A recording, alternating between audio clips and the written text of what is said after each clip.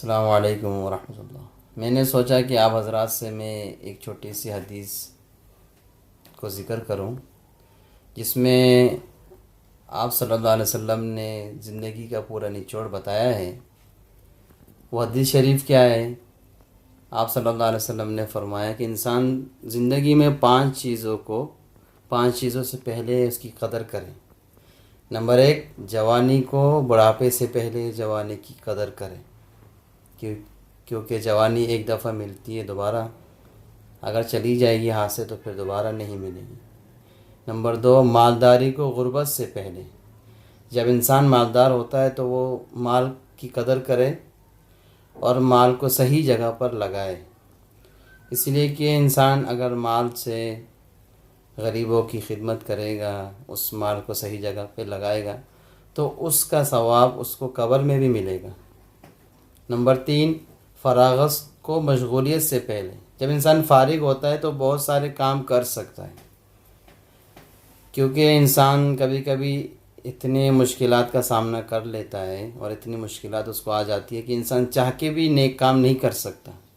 ایسے بھی انسان کی زندگی میں موقع آتے ہیں کہ انسان چاہتا ہے کہ میں یہ کام کر لوں، وہ کام کر لوں، لیکن کر نہیں سکتا۔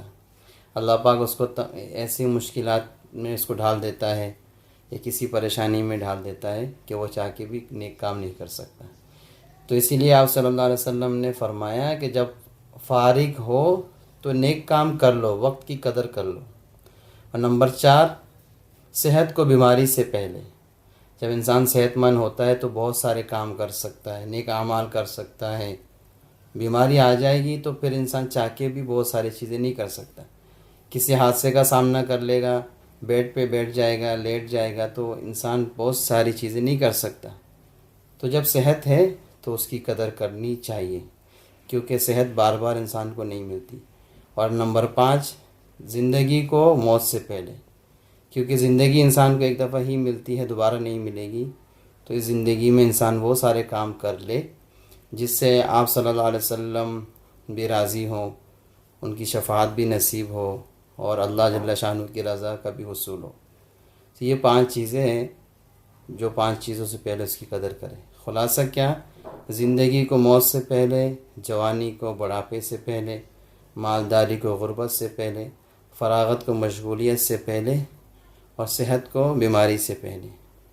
یہ 5 چیزیں ہیں، ان کی قدر کرے تو